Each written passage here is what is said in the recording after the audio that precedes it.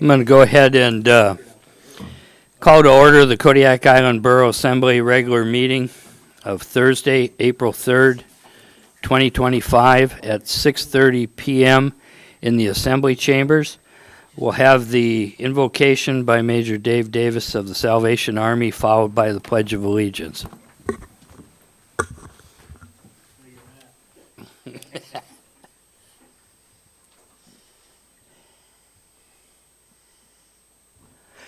Thank you very much. I've been away for a while, so it's kind of nice. Thank you for being here. Thank you for doing what you do to support the borough. I appreciate you. Join me, please. Gracious Heavenly Father, we give you the praise and glory. We thank you for the privilege to gather here this evening. And Father, I ask a fresh anointing upon each of these individuals as they serve our community. And Father, may they be useful, their knowledge, their experience throughout the whole island borough. Thank you, Father, for your continued blessing upon them. We praise you in Jesus' name. Amen. Amen. I pledge allegiance to the flag of the United States of America and to the republic for which it stands, one nation, under God, indivisible, with liberty and justice for all.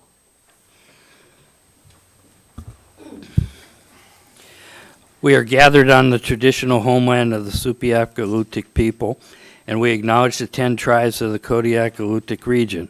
We recognize the Alutiiq culture that enriches our community to this day. Roll call, please. Mr. Ames. Here. Mr. Griffin. Here. Mr. Johnson. Here. Mr. Ledoux. Here. Mr. Sharrett. Here. Mr. Smiley. Here. Mr. Whiteside. Here. Mayor Arndt. Here. You have a quorum. Thank you. We have approval of the agenda and consent agenda. Jared? Move to approve the agenda and consent agenda. Second. It's been moved and seconded. All those in favor, say aye. Aye. For the public's information, the consent agenda consists of the minutes, approval of the minutes of a special meeting, March 13th, 2025, and regular meeting minutes of March 20th, 2025. Next item we have is citizens' comments. For those in the room who wish to speak, please come to the podium and sign in. Turn on the microphone. Make sure the green light is on before speaking, and speak directly into the mic. State your name for the record. Address all remarks to the assembly as a body and not to any member thereof. If you are calling in, the local number is 907-486-3231, and the toll-free number is 1-855-492-9202. Please turn off any listening devices to prevent feedback. Anyone wishing to come forward or call in, please do so at this time.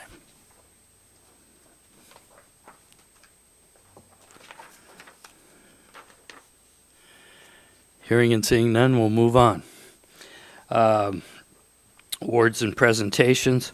We have a proclamation declaring the month of April 2025 Sexual Assault Awareness Month. It's from the Office of the Mayor of the Kodiak Island Borough. Proclamation declaring April 2025 as Sexual Assault Awareness Month. Whereas sexual violence is primarily a crime of power and control, regardless of age, ethnicity, race, gender, or economic status. And whereas sexual assault is one of the most horrific and widespread crimes in our society today, and sexual violence is an even bigger issue in Alaska, where the rate of reported rape is 2.5 times greater than the national average.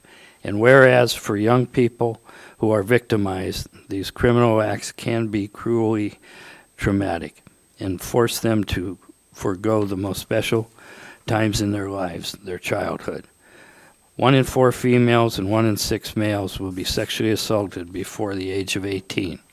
And whereas often women may experience sexual violence by an intimate partner in their lifetime, and 1 in 5 women will be sexually assaulted in her lifetime. And each year, it is an estimated 25,000 American women will become pregnant following an act of sexual violence. And whereas we must work together to educate our entire population about the causes and what can be done to prevent a sexual assault. Perpetrators must be held accountable for their actions.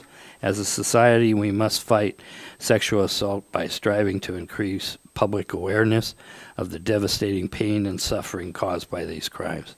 Now, therefore, I, Scott Arndt, Mayor of the Kodiak Island Borough, do hereby proclaim the month of April 2025 as Sexual Assault Awareness Month and encourage all residents to support local activities and programs which assist victims and to learn more about pervasiveness to sexual assault in Alaska, and so we may eliminate the heinous crime. Thank you. And let me get my thing here. Emily Tiller, you wish to come forward and take this, please.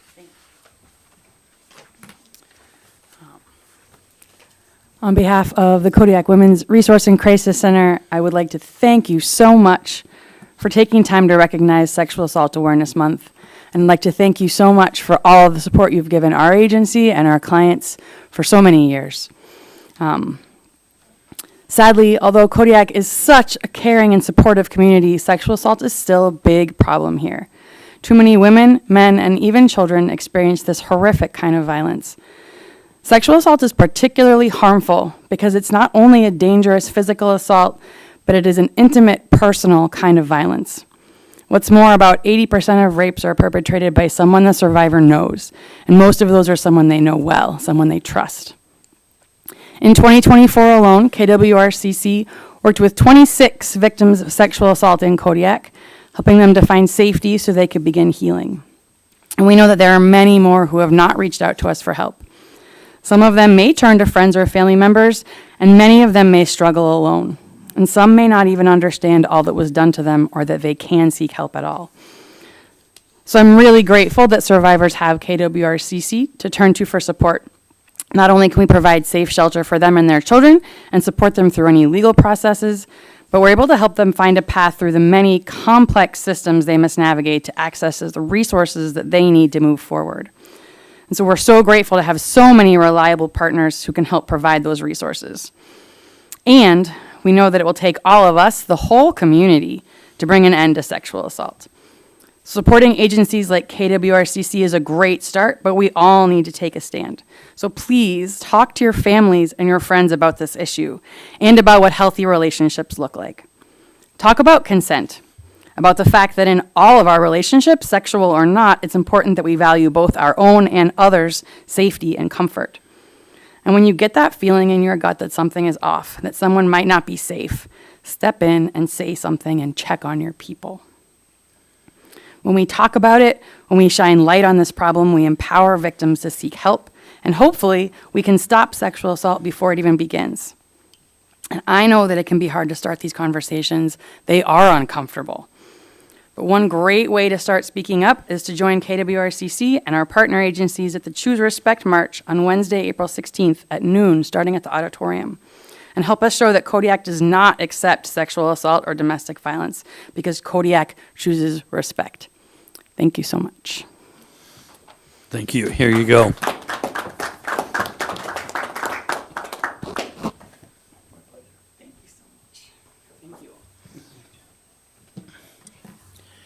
Next one we have is presentation of the Certified Municipal Clerk designation to Assistant Clerk Irene Ariano, CMC. Nova, you have some things you'd like to say? Yes, thank you, Mr. Mayor and members of the Assembly. The Certified Municipal Clerk Program is designed to enhance the job performance of the clerk in small and large municipalities. To earn the CMC designation, a municipal clerk must attend extensive education programs and courses through a variety of methods. Assistant Clerk Irene has earned this prestigious designation through her aggressive participation in educational programs and involvement in a variety of professional development activities. She has successfully obtained the esteemed Certified Municipal Clerk designation from the International Institute of Municipal Clerks. Remarkably, Irene completed her certification in just 2 years, a year ahead of the usual 3-year timeline. This certification prepares her to meet the challenges of the complex role of the municipal clerk. The CMC designation is more than just a PIN, a certificate, and 3 letters at the end of her name. It is a declaration that Irene is proficient in her position, and she demonstrates mastery of administrative skills critical to good government. The Borough congratulates Irene for fulfilling the requirements of the Certified Municipal Clerk Program.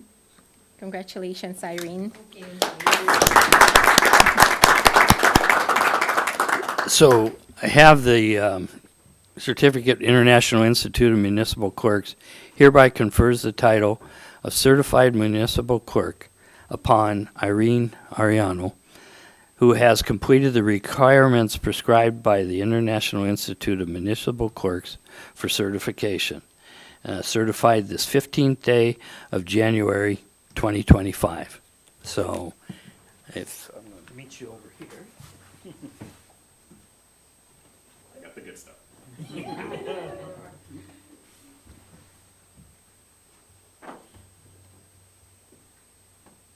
gonna hold out for chocolate?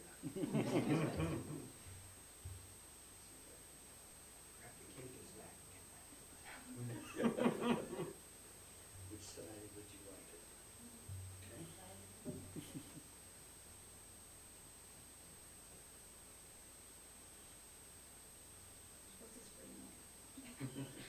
No stabs on it. Figure I'm gonna stab my finger. That's okay. That's what I thought too.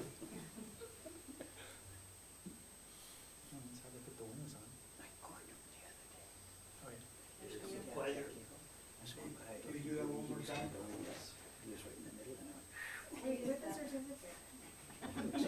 we go. We're very needy over here. And the flowers are coming? Yeah. That's phase 2. Sweet, Wait, I sweet. have both. I was like, Congratulations, Irene. Well done.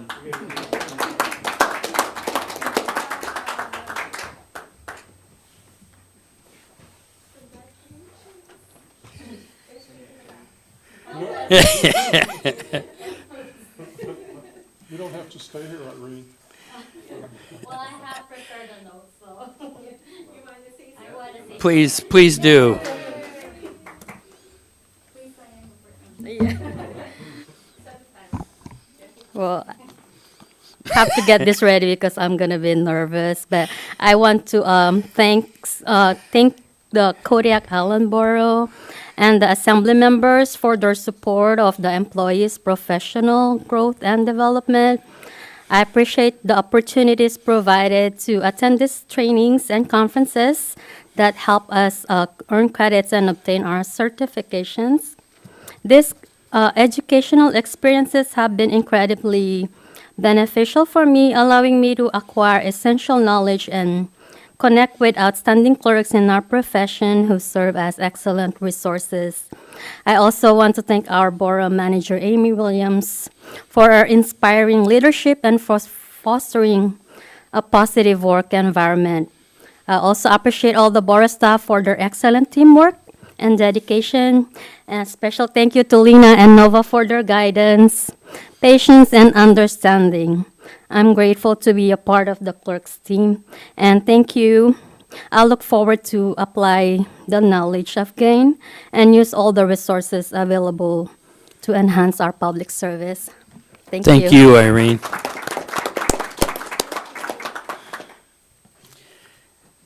Do we have any committee reports? Dave? Thank you, Mr. Mayor. Just briefly, had Solid Waste Advisory Board last night. A very thorough discussion on Senate Bill 61 and some other Solid Waste Advisory Board priorities. One thing that came through that was maybe a little muddled was there was a discussion on the threshold contract, which the advisory board Supported moving on to the assembly for discussion, which I would take as a kind of a neutral endorsement that they didn't want to be seen as, endorsing the terms of it, just that they, of course, feel incredibly strongly that we do need a recycling program here in Kodiak. Beyond that, I don't know there's much else to report. Thank you. Bo? All right, thank you. Let's see.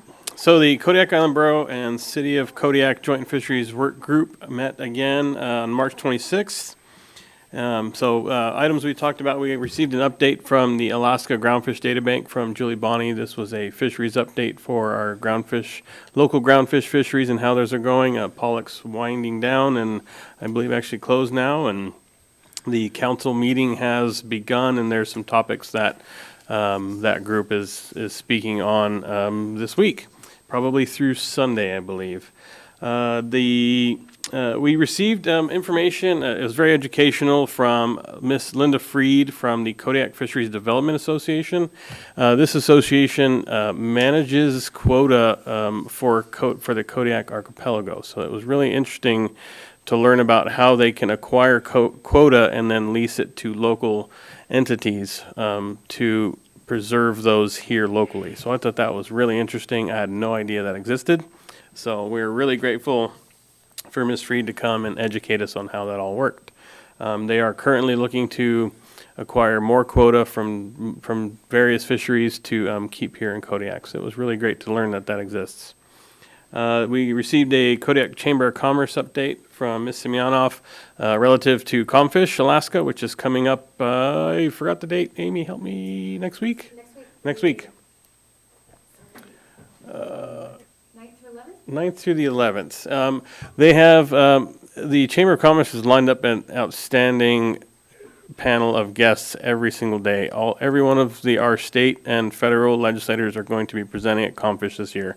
So this is a big one. We're going to have a lot of people. Dr. Bob Foy will be here presenting for National Marine Fisheries Service and how maybe current political events may or may not change how the National Marine Fisheries Service can assist research and management and surveying for Alaska waters. So we're curious to hear what that update will be.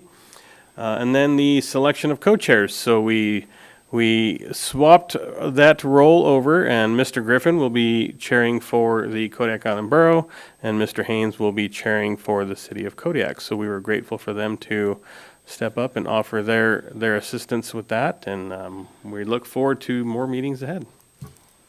Are there any other committee reports? Seeing none, we'll move on to Borough Manager Report. Amy Williams. Thank Always you, do Mr. it Mayor. the first time Scott during the Arndt. meeting. Good evening, Assembly members. This week on the 1st, you will have received an email that has the manager's budget as required in KBIC Code 3.15.030. There is a link sent to you and sent to the clerk so they could print it out as needed. In the manager's report tonight, you're going to see how it looks when you're finding it on the website. So if you go to the KIB website, and I wrote out the path for you home to departments, to the finance department, to accounting and reporting. The screenshot that you see on the left is where that report is at, or the budget is at. So if the public is looking for the budget, that's what the screen will look like, and they can click on there and see that level 1 budget. This week I sent an inquiry to the state assessor to ask for clarification on how senior citizen and disabled exemptions are applied in different situations. Not saying that our assessing team is doing it wrong, because they're not. They're following the policy given. I just want to see that policy in writing, and I can't find it anywhere, and so I'm asking the new state assessor to put it in writing and send it to us.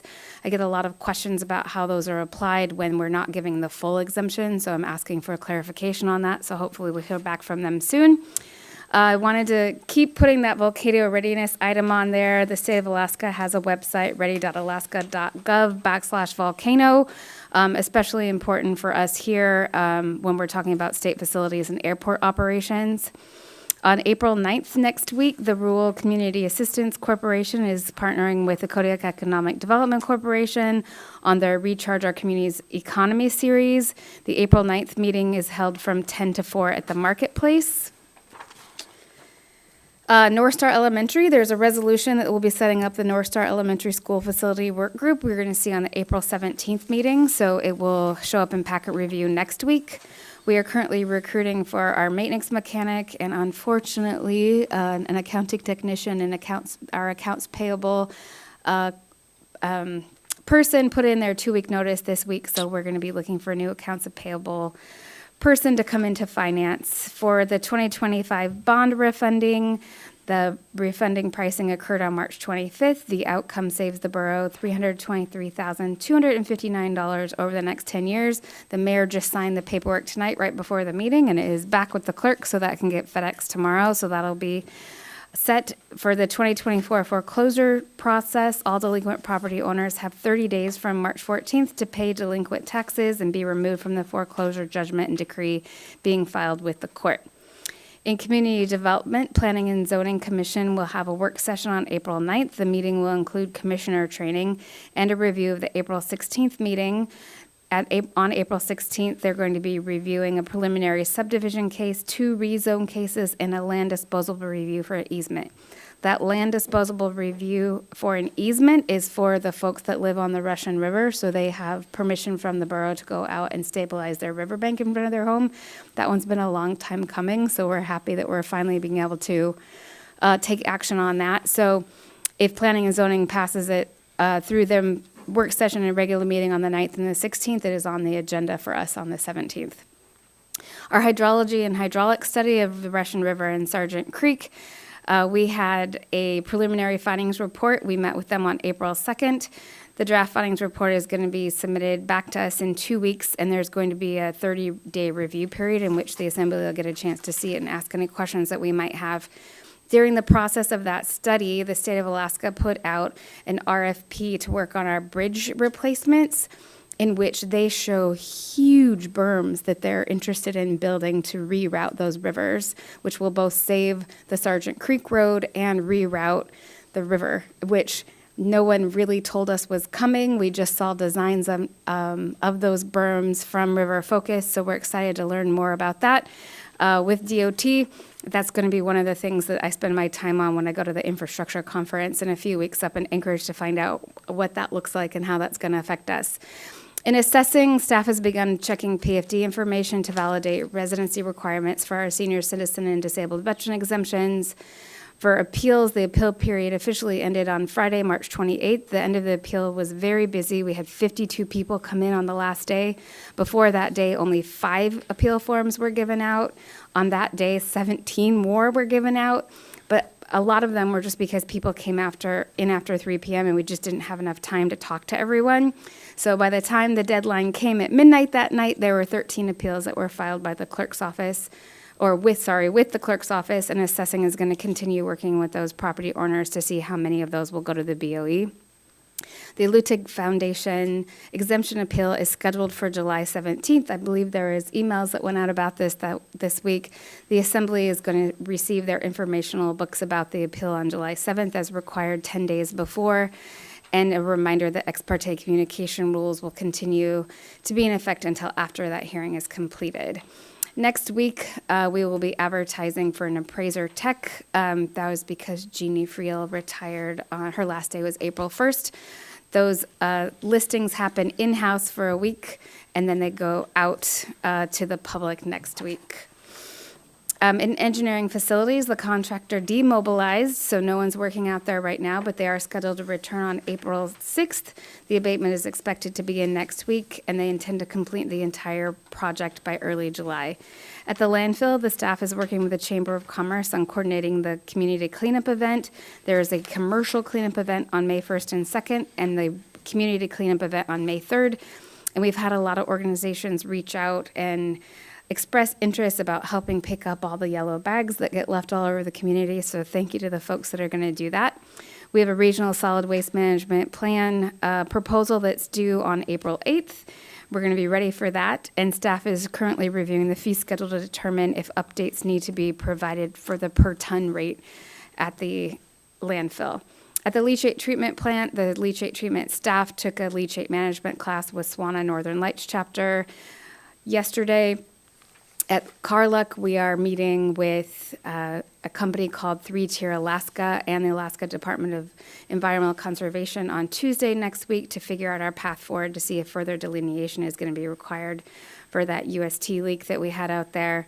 The community pool is going to start their tours of the pool on May 19th through 21st, and the pool will be drained for that, so they get a full look at the pool.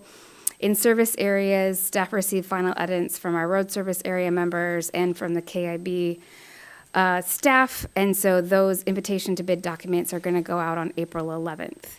In information technology, they are working on blacklisting foreign networks that attempt to attack our servers, which seems like a sci-fi movie, but we've had so many lately, it's kind of crazy. So thanks to Fred and his team for keeping us safe. They're scanning our systems for compliance, and they're actually having to rebuild 2 servers to ensure their integrity.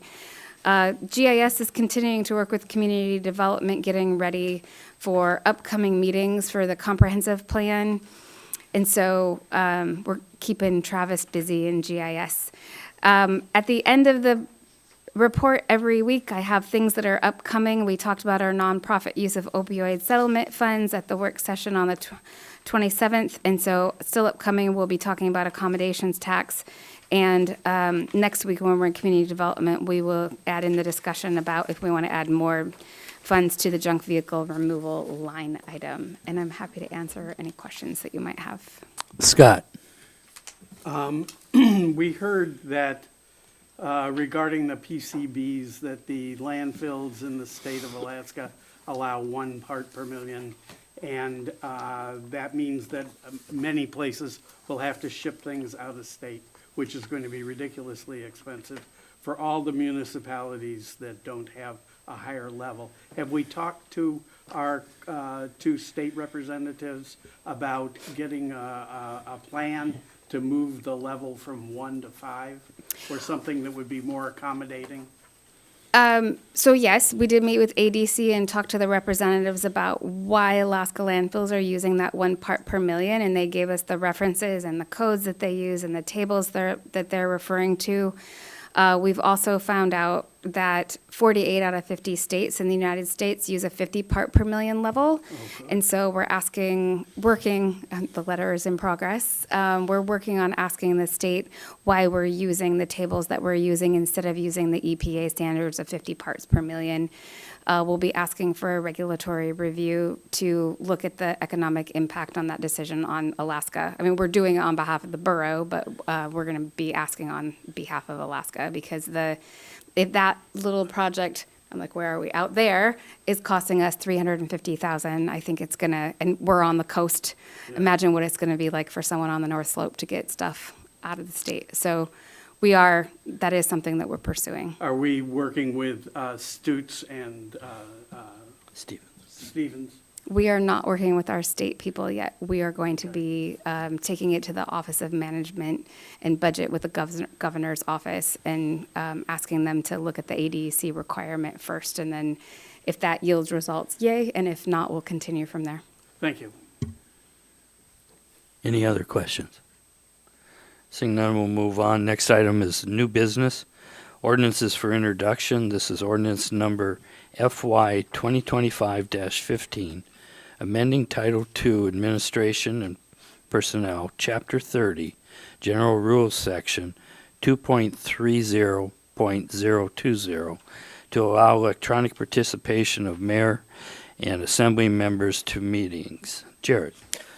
Move to advance ordinance number FY 2025-15 to public hearing at the next regular meeting of the Assembly. Second. It's been moved and seconded. Staff report, Nova. Thank you, Mr. Mayor and members of the Assembly.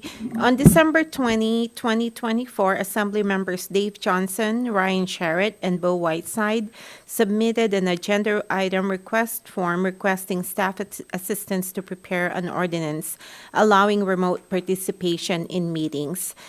We presented that initial draft at the work session held on March 13, 2025, and at that time, the Assembly reviewed the draft and suggested modifications. Those modifications were included in the draft the ordinance that is before you in the packet. It is now an ordinance for introduction.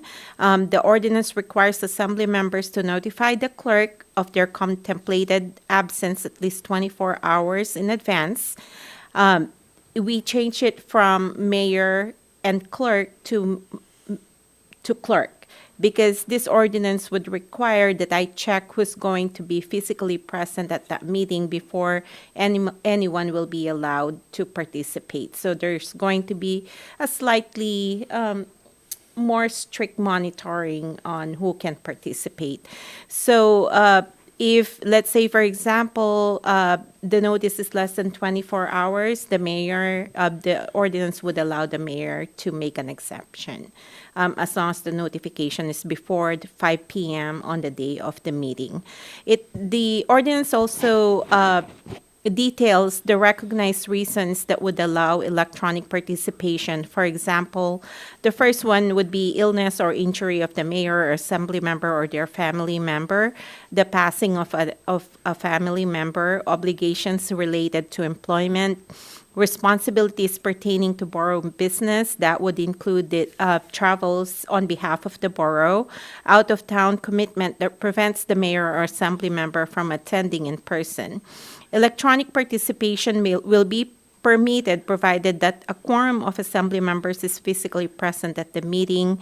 This ordinance, I already spoke about, the mayor would be able to waive that 24 hours. This ordinance also limits the attendance to regular meetings up to 4 per year.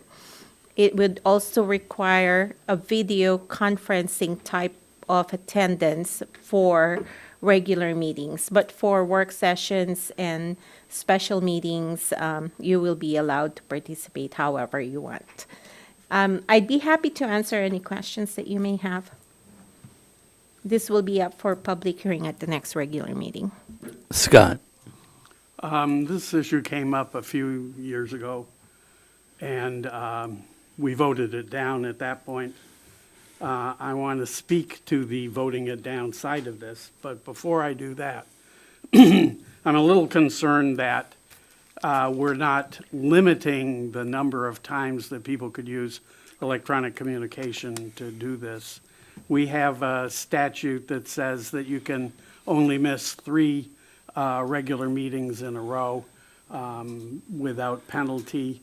So if all 3 of them could be done by electronically, then we wouldn't have that anymore. I think that's a mistake. I think we might want to limit the number that you could do to 1. Or 2. Some people say 2. I think 1's a nice number. I like it. And Mr. Arndt is wrong again, sorry. But in addition to that, my reason for not supporting this is that the electorate has elected us. There's been a diminishment of people involved in voting over the years since, I guess, World War II. And we have very few, maybe 20, 25% of the registered voters actually vote on us. I think that by invoking a measure of electronics into our dialogue, we remove ourselves even further from our electorate. And I think it's important that individuals stand up and face the electorate in these meetings in order to maintain that connection with the people that elected you. Thank you. Ryan and then Dave. Thank you, Mr. Mayor. I could not agree more that we should stand and face those that elected us. So I am prepared to quantify that statement. Today I completed my 30th trip from Anchorage to Kodiak or Kodiak to Anchorage, and during the 2.5 hours that I was sitting at gate C1, I had about an hour and 45-minute conversation with a constituent in Service District 1 voicing concerns that has not yet come and testified. So if your fear is lack of representation from a physical location, I would argue that at least in transit, those that know that we are an elected body certainly enjoys the freedom to converse as opposed to their 3 minutes on a stand. And I would say that we would see more of an efficient conversation in our travels. So that would be point number one. Point number two, I actually support this. Obviously, I'm a co-sponsor of this. I support this for more inclusion. We have developed technology. Hopefully, Madam Manager is working on a different technology for inclusion on remote participation that enables a wider and more diverse participation in the assembly members that have consistently been elected out of, in my opinion, necessity or lack of people or with interest to run based on availability. So I actually think that the remote participation would open up additional interest in those assembly member seats, and I fully support this for those reasons. Pending any questions, I sure appreciate the opportunity to give that feedback. Dave? Thank you, Mr. Mayor, and to echo what Mr. Sherrod had said, sorry, I got a rip in the carpet that's got my wheel stuck. That wouldn't have happened, and my train of thought wouldn't have been interrupted. No, I introduced this because, through this body, having previously been on the school board and attending a fair number of city council meetings, I routinely hear our elected bodies bemoan the lack of participation from younger adults in our community in terms of running for seats. We say we've got to get the next generation in these seats. Well, this is a step in that direction. It is incredibly hard to be available not every single Thursday, 48 Thursdays a year when you're a working parent. And the opportunity to call in and participate remotely in a regular meeting while at a child's hockey tournament or a child's doctor's appointment or orthodontist appointment in Anchorage or whatever other reason that takes working age folks out of this community away from home on a fairly consistent basis. Giving them the opportunity to participate remotely is how we bridge that gap and get more working age folks running for office. So that was the one and primary reason, but as Mr. Sherrod said, and talk about representation and equity, we represent more than the folks who live right on our road system, and we all know that. But nobody who lives off our road system can be afforded the opportunity to realistically run for a seat when required to be here physically every other week. So if this were to pass, and as I see it says a maximum of 4 times per year, that might be enough that somebody can say, they can carefully plan their year and be here physically for enough and during fishing season or whatever, and then, remote in at other times of the year. And we might see a whole new candidacy from a community that has never been able to have a representative on this board. So those are my 2 reasons, and for those reasons, I certainly hope that this will pass through. Thank you. Steve? I will be in favor. I think the times have come in working remotely that has become very commonplace. This summer, I ended up working a lot more out in Old Harbor than I intended to, and on the attendance tally we got today, I do have absences, and every single one of those, when I was out in Old Harbor, I had a plane seat to come to the meeting and did not make it because of weather. I think this would ease situations like that because unfortunately or fortunately, a lot of us have to travel for work these days. And I think it could smooth that out. I realize it's a new technology, but it's what is up and coming. And if it doesn't pass, I think this is a matter of not will it happen, but when.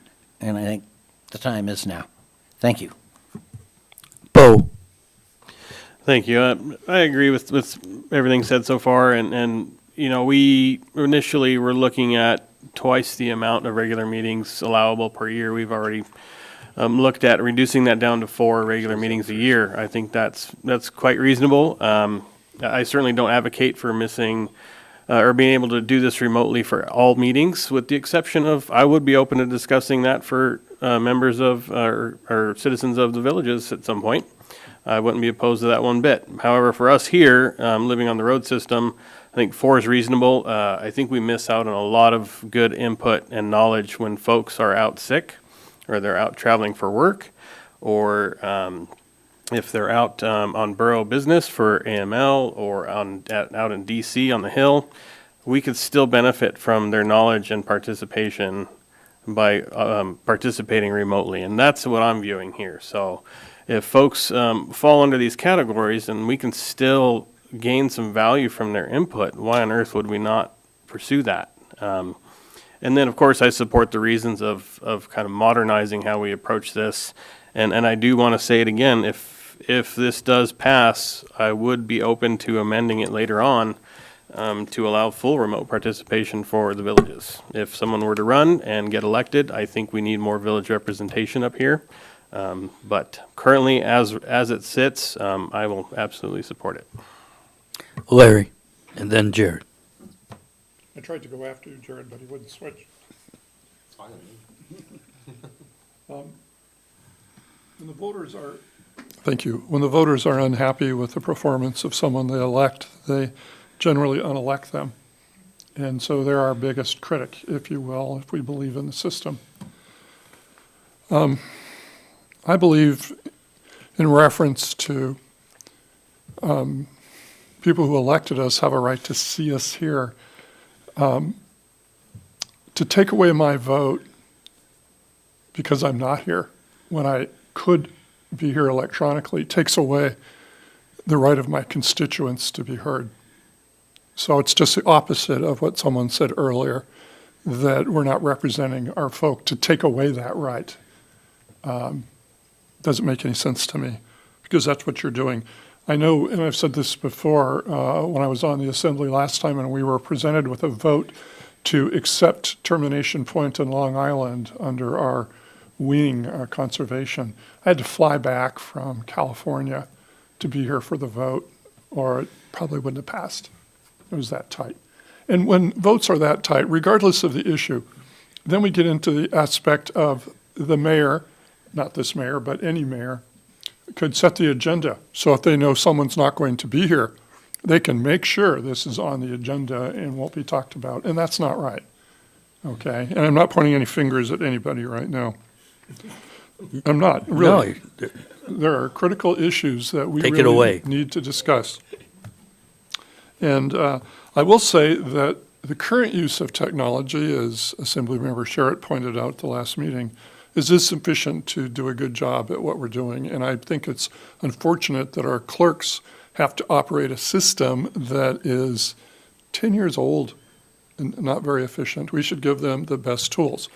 I think Jared's probably seen this system when I go to the college advisory meetings in their conference room. You have a picture of everybody on screen, and when anybody speaks, it immediately goes to an individual picture, so you can see them. It's an incredible system, and it's available. It's something that we could put in here. I think we really need to do that. I believe that also that Kodiak is a mobile community. Our young people are moving around. There's things happening. It's just not health. I think that anybody that runs for the assembly wants to be here. Sometimes they can't. And again, I don't think we should take away their right to vote. And that's about all. I'm very, very supportive of this. The limit it to 1, 2, 3, you go back to the point where, if somebody's not here all the time, or they can't be here as somebody's intimated because of weather, to put a limit, you used 1 in October, so even though you got weathered out and we have the technology, you can't do it. That doesn't make any sense to me. Okay, I don't mind putting like 4. I think that it says 4, that would be fine, because I can't imagine that happening. But why make it difficult for an elected representative? Why block them from voting when the technology and allows us to do it efficiently. The other thing, lastly, is if somebody decides to go on vacation and they schedule it in June and it's a year from then, they don't know if they're going to be here or not. We don't know. And isn't that taking away someone's right, your constituents' right to be represented when you elect not to be here? All right, thank you. Jared. I have an amendment to clean up a little bit of the language on here. I think it's something simple. Line 67, I think there's discrepancy between line 67 and line 109. Line 67 says, and I think this might be some of the confusion from earlier, says that they're permitted to participate in all assembly meetings electronically. And then 109 has the restriction to 4.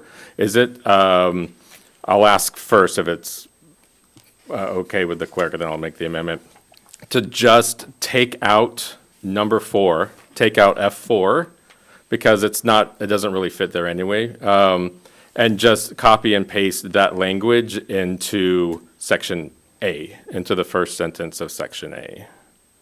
So the very first sentence of section A on line 67 would read, "The mayor and assembly members are allowed to attend a maximum of 4 regular meetings electronically each year, spanning from November 1st to October 31st.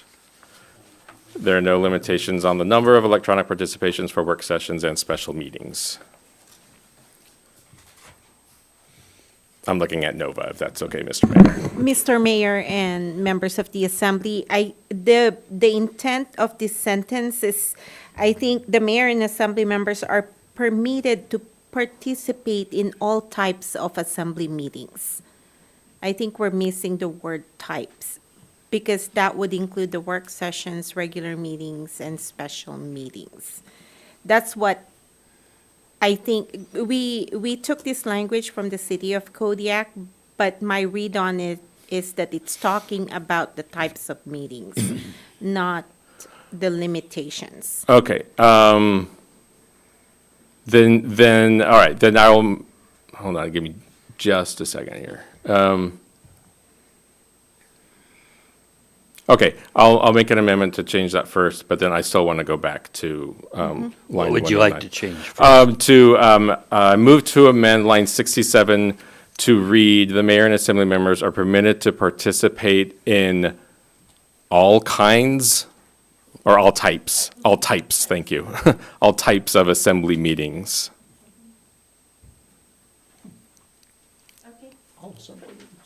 Is there a second? Second. It's been moved and seconded.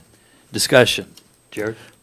Just what Nova explained, just to clarify, not all meetings, but all types of meetings. There's the explanation. I just repeated the amendment. Okay. Steve? For clarification, when it says all types of meetings and then it limits to 4, well, we already can participate to work sessions. So all types of meetings, but only regular meetings would count towards the 4? Correct. Because you're limiting the regular meetings. I'm And- just trying to make sure the wording is right for that, and that by saying all types, it doesn't suddenly make them all 4. 169. Thank you. Larry and then Scott? I know we're talking about the assembly here, but if we had something similar for our service boards, we may solve the problem of not having a quorum if we allowed them to meet electronically, set up standards for it, and it might solve the problem that we're dealing with right now if we made that happen.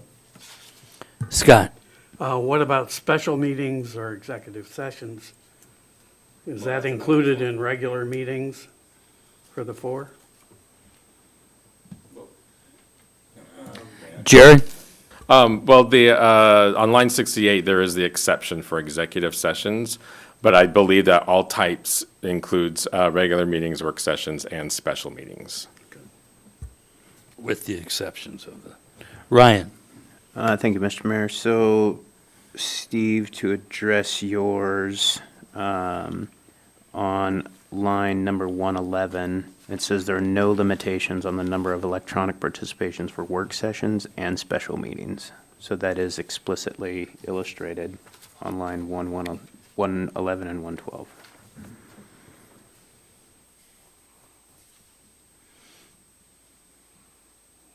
I'm not sure about special meetings.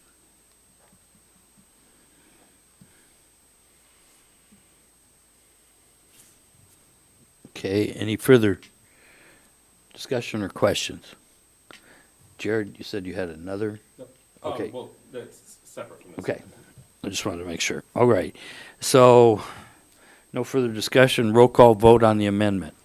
Okay, this amendment is on line 67. We're inserting the words of types of meetings in all types of assembly meetings. Okay, Mr. Ames, Yes. Mr. Griffin, Yes. Mr. Johnson, Yes. Mr. Ledoux, Yes. Mr. Sharrett, Yes. Mr. Smiley, No. Mr. Whiteside. Yes. Would anyone like to change their vote? Motion passes with 6 yes, 1 no. Jared? Thank you, Mr. Mayor. The second thing I would suggest we move, going back to line 109, section F, number 4. Section F is about the actual procedures of participating electronically, and number 4 is not a procedure. Number 4 is, explaining the parameters of attendance. I would move to, move lines 109 through 112 to line 94, and so that that chunk of language right there, F4, becomes the new letter F, and then electronic participation procedures begins as letter G after that. Does that track? Makes sense. Okay. Thank you. That's a lot to put in an amendment. Can I just say, I move to move lines 109 through 112 as a new section F, and then create electronic participation procedures as section G. Second, is there a second? Second. Been moved and seconded. Discussion, go ahead, Jared. Nope, I think that's it. Good enough? Yeah, I think so. Any other questions on it? Dave?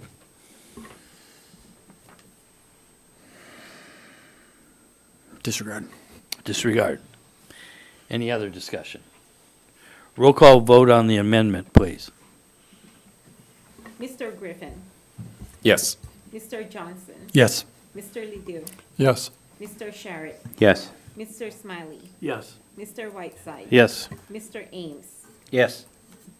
Would anyone like to change their vote? Motion passes with 7 yes, 0 no. Okay, now you have the motion as amended before you. Larry?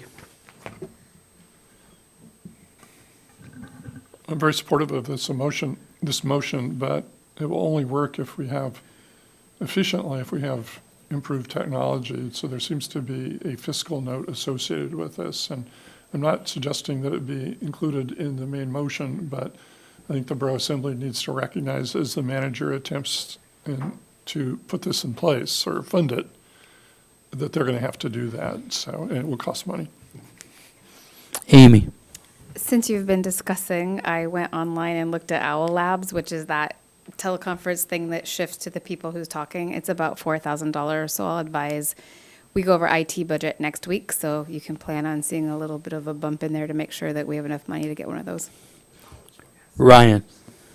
So if you're preparing that as a presentation, would you please prepare Microsoft Teams, which the borough already utilizes in their software packages and has this capabilities? Yes, that shouldn't be an issue at all. I've already asked the IT director to create a Teams account just for assembly meetings, and there should be no fiscal note attached to that. That's just creating the account. Perfect. I would just, if I may Go ahead. continue, I would just advocate for the functionality of Microsoft Teams has been nearly perfected over the years that is a free or already paid for option. So I would just like us to consider that as well. Thanks. Further discussion. Bo? I'll just echo that Microsoft Teams is quite user-friendly for those familiar with MS Suite, and if we don't have to pay more, that would be my preference as well. Any further discussion? Roll call vote on the motion as amended. Mr. Johnson, Yes. Mr. Ledoux, Yes. Mr. Sharon, Yes. Mr. Smiley, No. Mr. Whiteside, Yes. Mr. Ames, Yes. Mr. Griffin. Yes. Would anyone like to change their vote? Motion passes with 6 yes, 1 no. All righty, thank you. Next item we have is confirmation of assembly appointment to the Fire Protection Area Number 1 Board of Craig Dagan. Jared? Move to confirm the assembly appointment of Mr. Craig Dagan to the Fire Protection Area Number 1 Board for a term to expire October 2027. Second. All right. Any discussion? Roll call vote on the motion, please. Mr. Ledoux, Yes. Mr. Sharon, Yes. Mr. Smiley, Yes. Mr. Whiteside, Yes. Mr. Ames, Yes. Mr. Griffin, Yes. Mr. Johnson. Yes. Would anyone like to change their vote? Motion passes 7 yes, 0 no. Next item we have is confirmation of assembly appointment to the Menasha Bay Road Service Area Board of Mr. Andrew DeVries. Jared? Move to confirm the assembly appointment of Andrew DeVries to the Menasha Bay Road Service Area Board for a term to expire October 2027. Second. Do you want to say anything, Ryan? Go ahead. So during our work session, I did disclose that Mr. DeVries is an employee of mine. I indicated that I would like a decision from the mayor on whether or not I was conflicted in voting on this or not, and I have not received a decision, and I'd like a decision before we cast our votes. Yes, and I have thought about it. That's why I was trying to catch you in the parking lot. But I rule that you do not have a conflict on it. And so it's my intent to let you vote without any problem. So any further discussion or wish to overrule that on it? Okay, then I'm going to roll call vote on the motion, please. Mr. Sharon, Yes. Mr. Smiley, Yes. Mr. Whiteside, Yes. Mr. Ames, Yes. Mr. Griffin, Yes. Mr. Johnson, Yes. Mr. Ledoux. Yes. Would anyone like to change their vote? Motion passes unanimously. Thank you. Thank you. Next item is citizens' comments. For those in the room, please come forward to the podium and sign in. Turn on the microphone. Make sure the green light is on before speaking and speak directly into the mic. State your name for the record. Address all remarks to the assembly as a body and not to any member thereof. If you are calling in, the local phone number is 907-486-3231. Toll-free number is 855-492-9202. Please turn off any listening devices to prevent feedback. Go ahead, Sandra. Hello, Assembly as a body. This is awesome. I want to say thank you. I was very pleased and impressed when we had the DOT presentation on Otmaloy, and a couple of you who will not be named, but the body, spoke in favor of pedestrian sidewalks and do us a good sidewalk. I thank you for that. And I didn't realize it, but I think, people living around here, some to do that. There's more kids going to the bus stops on Otmaloy potentially. Anyway, it's a rough road, and we've been trying for, I believe, 20 years now. I also appreciated DOT apologizing that they were actually embarrassed about the progress of the project. They should be. Anyway, we go forth. Anyway, I appreciate that. Thank you all very much. Any phone calls? Anyone else wishing to come forward and speak? We have a phone call. Maybe not. Okay. You are now answering a call from the queue. Assembly meeting, you're on the line. Please state your name for the record. Yes, my name is Charlene McChesney. I've been listening to the meeting this evening, and I'm wondering how serious are you when you're not there very often? I mean, are you informed on the issues and what's going on? That's just my concern. So I'm kind of opposed to maybe what was just asked, but I'm just one. Thank you. Thank you for calling in. Appreciate it. I agree. Anyone else wishing to come forward and speak under citizens' comments? Any phone calls? Seeing none, we'll move on to assembly member comments. Bo, I'll start with you. Thank you. I just wanted to correct some misinformation for Comfish dates. Thank you, Madam Manager. That is April 15th through 17th. Again, all of our state and federal legislators are going to be here presenting for 3 days in a row, and Dr. Bob Voy from the Alaska Science Center will be here as well. Well, he might be remote, but either way, there's going to be a lot of important topics relative to our local fisheries, which drive our community. So I encourage folks to participate and ask as many questions as you like. Thank you. Jared. Thank you. I just want to put one more plug for the Recharging Our Community's Economy workshops. I've been to many of these kinds of workshops over the years, and they've almost just put giant Post-its on the walls, and then let's just complain and then talk about vague solutions. This is actually a more guided, structured workshop that really puts you in conversation with business owners, business leaders in our community. And we're actually like moving somewhere with the very particular goals in mind. So I encourage, if you can, it's like right in the middle of the workday, but I teach college, and I can do what I want. So I'll attend as much as I can. But I really strongly urge you, even if you can just come for an hour and just drop in and see what they're up to. There was some really good stuff at the last one. So we're looking forward to part 2. Thank you. Thank you. Dave. Wanted to wish our softball team good luck this weekend, and they're friendly. And other than that, if you want to, I also agree that everybody should try to make it out to Comfish. And if you're especially interested, there's going to be, I hear, an outstanding presentation at 9:45 on Wednesday the 16th. So that would, if you're going to make any one, that's the one you probably want to catch. So thanks. Appreciate that input. Steve. Well, I appreciate the staff's time they've put into writing all this up and getting it before us. And for Comfish, I'm glad the organizers of Comfish have actually saved it. Due to the internet, much of the marketing that Comfish did in the 80s and 90s is gone. But by turning it into having a lot of meetings and forums, I think it has really brought it into this century, and it's become an important part of this community again. That's it. Larry. I want to thank you for attending for the resolution tonight.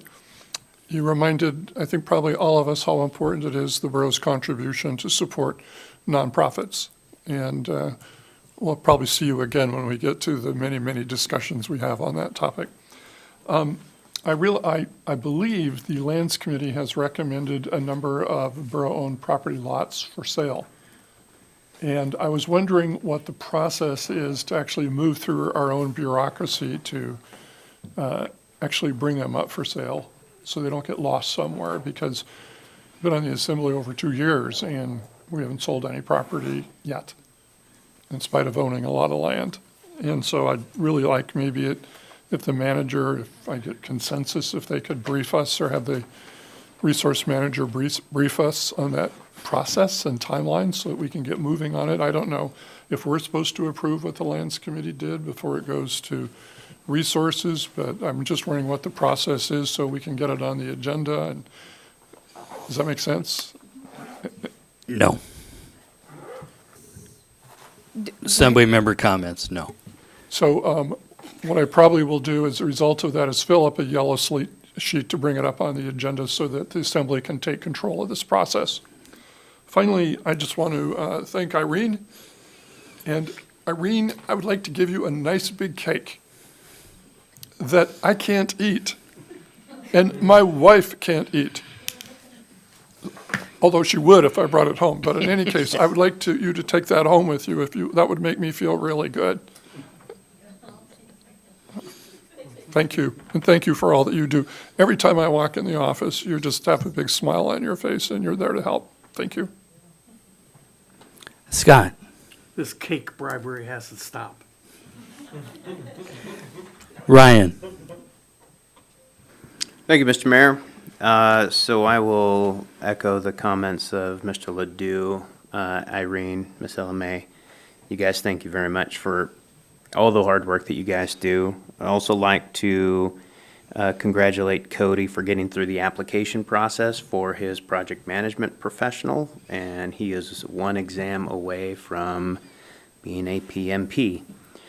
The real issue I'd like to talk about this evening is mental health. So in 1996, I joined the Army National Guard, and it was kind of the beginning of a larger enlistment of Kodiak personnel. When I joined the National Guard, there were 9 National Guard members, and during my tenure, we grew it to 57 National Guardsmen here standing on the Kodiak drill hall floor. Throughout that duration in the National Guard, National Guardsmen were called to active duty in Operation Iraqi Freedom, Operation Enduring Freedom, and multiple deployments ensued for many of the Guardsmen here and across the state. The reason that I bring this up is because the importance of mental health is never been more prevalent than last week when we lost one of our own soldiers. This particularly hits home for Kodiak because this is not a common occurrence, and it particularly hurts and hits home for the nearly 60 National Guardsmen in a small community that once stood here. I would challenge my fellow assembly members and anyone listening to make yourself available for anyone needing mental health help, counseling, someone to talk to, someone to lean on, and don't judge. Be there for someone in need. Despite all of the things that we've discussed this evening, these are pale in comparison to the value of human life. So I would challenge us all to take time and check on those that we care about, check on those that we are appreciative of, and those that have earned the respect of those that are going to participate. This will be on the 12th. This will be one of the very first homegrown service losses that this community has had with the National Guardsmen. So if I could just have a few moments of silence and recognition of that in my time here, I would appreciate that.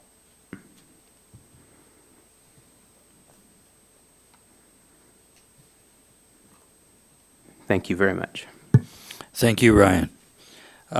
We have the next Assembly work session is scheduled on Thursday, April 10th, 2025 at 6:30 p.m. The next Assembly regular meeting is scheduled on Thursday, April 17th, 2025 at 6:30 p.m. in the Assembly chambers. Entertain a motion to adjourn. Jared? Move to adjourn. Second. There's been moved and seconded. All those in favor say aye. Aye. Aye. Opposed, same sign. Motion carries unanimously. Good night, and we are adjourned at 7:40.